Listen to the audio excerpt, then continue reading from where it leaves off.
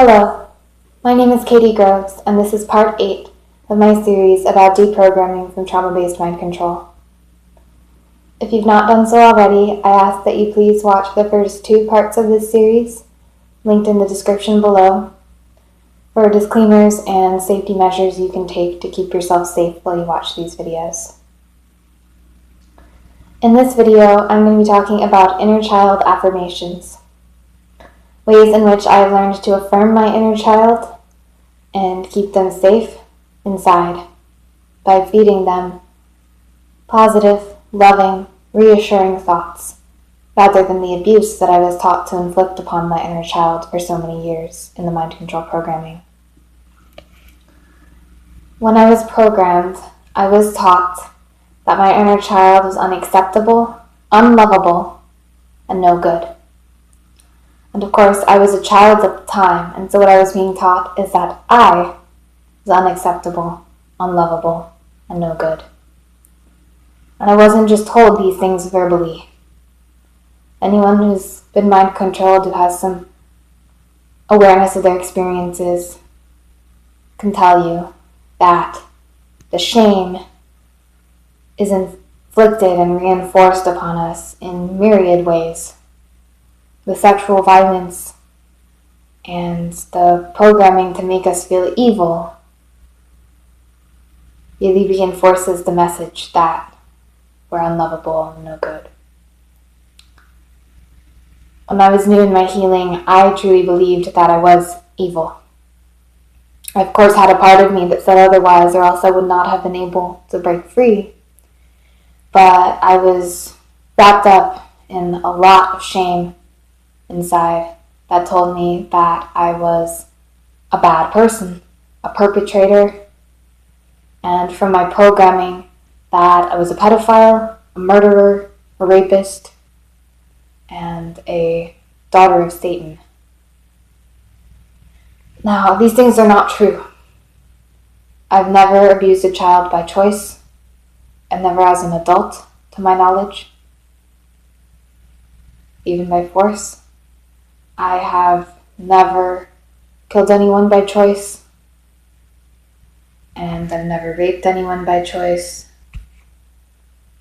I'm not saying that I'm a saint, but I never developed the pathologies that my abusers and true abusers, the ones who weren't just programmed to harm me, but the ones who truly wanted to harm, had developed. But I internalized those people, and so when I turned inward, I saw parts of myself that seemed to mirror and reflect the people I was most afraid of becoming.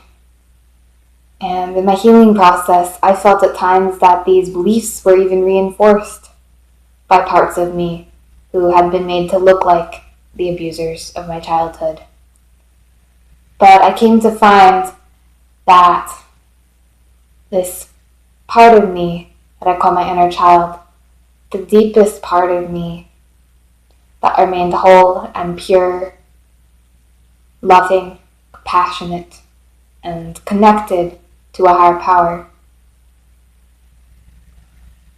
That when I watered this part of me like a seed, it grew and it shined the light on the parts of me that were still trapped in the mind control, made to look like all the distorted perceptions I had been taught to carry about myself.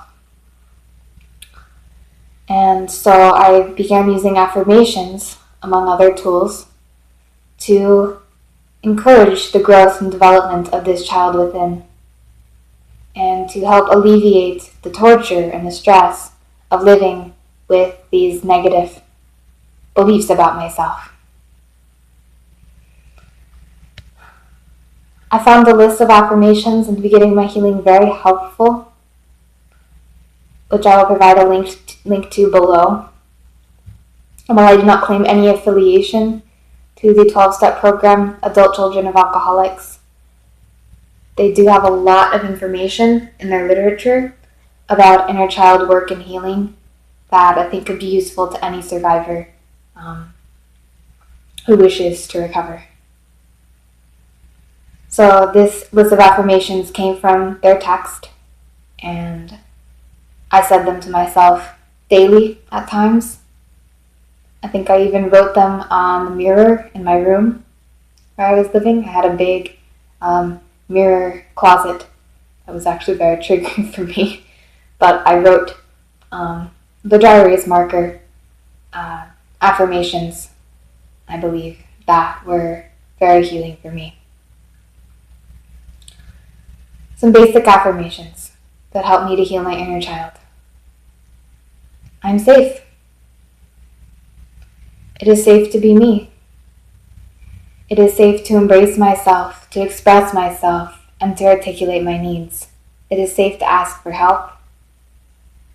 It is safe to ask for what I need. It is safe to speak the truth and to let go of the negative beliefs that have held me hostage for so many years. That last one could be better turned into more positive affirmation. I've learned that it is better to speak in positives than in negatives when doing affirmations, or to speak neutrally.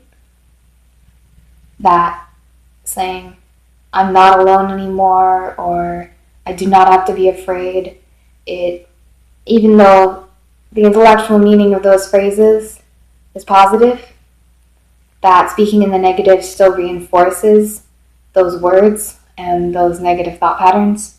And so saying, I have love and connection now. I have friends. I have parts of me who love me and protect me now. And so on and so forth. I forgot what the second negative one I listed was. I switch a lot. So keeping it in the positive is helpful, and keeping it neutral. Keeping it neutral is positive for me. One of the big forms of programming that I endured in the Monarch program was black and white thinking. Thinking in extremes, and either positing or negating at all times. Never observing, accepting, and being present for it without judgment. And so to say things like, sometimes I feel connected. Sometimes I am at peace. Sometimes I feel whole, has been helpful. Or sometimes I don't know what to call my emotions. Sometimes I don't know what's going on. And speaking in sometimes, and turning those last two phrases into something positive and neutral at the same time. Those kinds of things have really helped me. And so in the next video, I'm going to talk about making neutral statements to use as affirmations of the gray rather than the black and the white as a way of diffusing Monarch programming. Thank you.